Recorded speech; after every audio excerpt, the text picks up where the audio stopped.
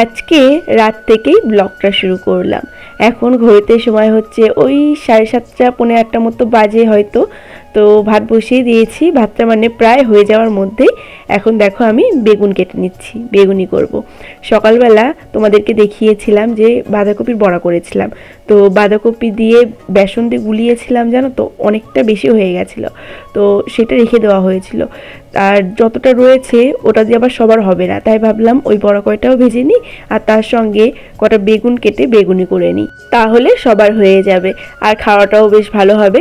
আর সকালের বাঁধাকপির তরকারি, লাইয়ের তরকারি সমস্ত কিছুই রয়েছে, আর এখন মসুর ডাল করা হয়েছে, তো এই সমস্ত কিছু দিয়ে রাত্রে খাওয়া দাওয়াটা হবে। তো বন্ধুরা, বাঁধাকপির যে বড়াগুলো আর কি, তো সেটা আর কি ভেজে নেব।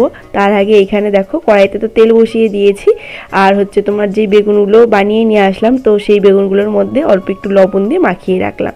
তাহলে কি হয় বলো তো, মানে যদি বেসন গুলে আর কি বেসনের মধ্যে লবণ দিয়ে রাখি, বেগুনের মধ্যে লবণ না দিই, তাহলে বেগুনগুলো না কেমন পাঞ্চা পাঞ্চা লাগে।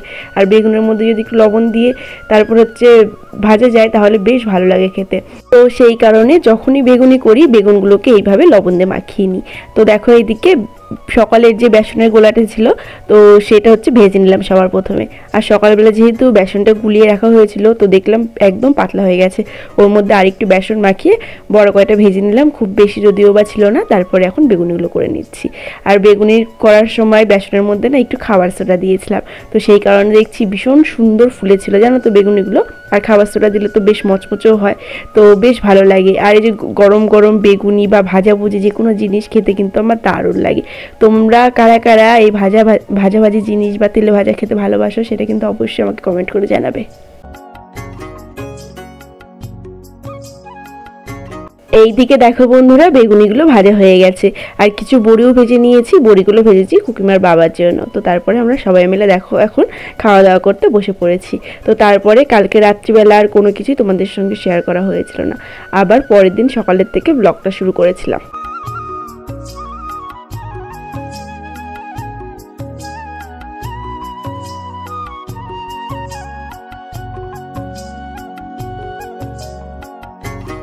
এখন তোমরা ভিডিও যে অংশটা দেখছো এটা হচ্ছে আজকে সকালের ভিডিও। তো আজকে আমাদের বাড়িতে না সবজি ছিল না খুব একটা, মানে ছিলই না বললে চলে। তো সেই কারণেই আমাদের জমিতে তো ফুলকপি হয়েছে, ফুলকপি তুলে নিয়ে আসা হয়েছে। আর এখানে দেখো খুব সুন্দর পালং শাক হয়েছে, তো সেই পালং শাকগুলি তুলে নিয়ে যাওয়া হচ্ছে। আজকে ফুলকপির ঝোল আর পালং শাক রান্না হবে। ফুকিমার বাবা এসেছে পালং শাকগুলো কাটতে, তাই ভাবলাম যে একটু ভিডিও করে তোমাদের সঙ্গে শেয়ার করি। তো যাই হোক বন্ধুরা, নমস্কার, কেমন আছো তোমরা সবাই? আশা করছি ভালো আছো। তোমাদের আশীর্বাদ ও ভালোবাসায় আমি এবং আমার পরিবারের প্রতিটা মানুষ খুব ভালো আছি। অন্নপূর্ণা লাইফস্টাইলের নতুন একটা ভিডিওতে তোমাদেরকে জানাই অনেক অনেক স্বাগত আর আমার অনেক ভালোবাসা। তো বন্ধুরা, আজকেও নিয়ে চলে এসেছি নতুন একটা সুন্দর ভিডিও। আশা করছি আজকের ভিডিওটাও তোমাদের অনেক ভালো লাগবে বা লাগছে। তো স্কিপ না করে আজকের ভিডিওটাও প্রথম থেকে শেষ পর্যন্ত দেখার অনুরোধ রইল তোমাদের কাছে। তো বন্ধুরা দেখো, শাকগুলো তো কাটা হয়ে গেছে, এখন শাকগুলো নিয়ে কুকুমার বাবা বাড়িতে চলে যাচ্ছে, আর পেছন পেছন আমি যাচ্ছি ফোনটা ধরে নিয়ে। বন্ধুরা, আজকে সকালবেলা ঘুম থেকে উঠে না খুব একটা কাজ করতে হয়নি বলতে তোমরা তো সবাই জানো যে আমার আঙুলটা ব্যথা হয়েছে। তো কালকে রাত্রিবেলা যে একটু বাসনগুলো ছিল তো ফুকিমার বাবা রাত্রিবেলায় মেজে রেখেছিল, আর সকালবেলা উঠে তো উঠোন ঝাড় দিই। আজকে উঠতেও একটু লেট হয়ে গেছিলো, আর মা আজকে উঠোনটা ঝাড় দিয়ে দিয়েছে। যেহেতু আমার হাতে ব্যথা, তো সেই কারণে সকালবেলা উঠে বাসি কাজ খুব একটা করতে হয়নি। ওইদিকে তো মা ভাতটা বসিয়ে দিয়েছে, আর এদিকে দেখো কলতলায় জল চলে এসেছিলো টাইম কলে, তো বালতিতে করে জল নিয়ে গেলাম। আর এদিকে কুকিমার কাকু আমাদের জমি থেকে না ফুলকপি তুলে নিয়ে এসছে, আর ফুলকপিটা এত সুন্দর, তাই ভাবলাম যে তোমাদের সঙ্গেও একটু শেয়ার করি। দেখো কত সুন্দর ফুলকপিটা। তো তারপরে খাওয়া দাওয়া সমস্ত কিছু হয়ে গেছিলো, রান্নাবান্নাও হয়ে গেছে। তো আজকে ওই সমস্ত কিছু তোমাদের সঙ্গে শেয়ার করা হয়নি। এখন হচ্ছে দুপুরবেলা, আজকে গুড়ালা এসেছিলো, তাই গুড়ালাকে ডাক দিয়ে দেখো গুড় নিচ্ছি। যেহেতু গরম পড়েই গেছে, এরপরে হয়তো গুড় নিলে ভালো থাকবে না, নষ্ট হয়ে যাবে, তাই ভাবলাম শীত তো চলেই গেল, শীতটা চলে যাওয়ার আগে গুড় একটু নিয়ে রাখি, ধরো রুটি মুড়ি বা কোনো কিছু করে খাওয়া যাবে। তো সেই কারণে গুড়ালাকে ডাক দিলাম, আর গুড়ালার থেকে দেখো গুড় নিয়ে নিয়েছি। আর এদিকে দেখো গুড়ালা আসলেই কিন্তু আমাদের বাড়ির বাচ্চাগুলো সঙ্গে সঙ্গে বাটি নিয়ে চলে যায় গুড়ালার কাছ থেকে গুড় খাওয়ার জন্য। আর যেহেতু সবসময় গুড় নেওয়া হয় এনার কাছ থেকেই, মানে কাকুটার কাছ থেকেই, তাই উনি কিন্তু এসেই সবার প্রথমে বাচ্চাদের গুড় দেয়, তারপরে আমরা নিই। তো এদিকে আমাদের ছুটকু নিয়ে নিয়েছে গুড় খাওয়ার জন্য, আর এই দেখো এই কৌটোটা ভরে গুড় নিয়ে নিয়েছি।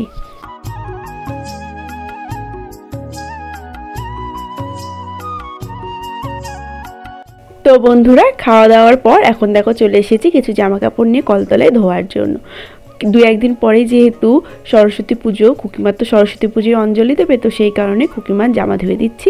আর প্রতিদিনের যে সমস্ত বাসি জামা কাপড় থাকে তো সেইগুলো, তো আজকে যেহেতু মানে ভালো জামা ধুয়ে দিচ্ছি, তো সেই কারণে আজকে আর সার্ফ নিলাম না, ইজি দিয়েই জামাটা ধুয়ে দিচ্ছি। আর যেহেতু হাতে ব্যথা হয়েছে ভীষণ পরিমাণে, তো সেই কারণে খুব আস্তে আস্তে করছি। আর ডান হাতে যেহেতু ব্যথা হয়েছে, ডান হাতটা খুব কমই কাজে লাগাচ্ছি, বা হাত দিয়ে বেশি কাজটা করছি। আর কালকের ভিডিওতে তোমরা অনেকেই আমাকে অনেক ভালো ভালো কমেন্ট করেছো, অনেকে বলেছো দিদিভাই ডাক্তার দেখিয়ে নাও, অনেকে বলেছে আবার দিদিভাই নিজের খেয়াল রেখো। তো সত্যি গো, তোমাদের এই সুন্দর সুন্দর কমেন্ট আমাকে এত মানে মনের জোর দেয় যে কি বলবো তোমাদেরকে। তো সবসময় এভাবে আমার পাশে থেকো।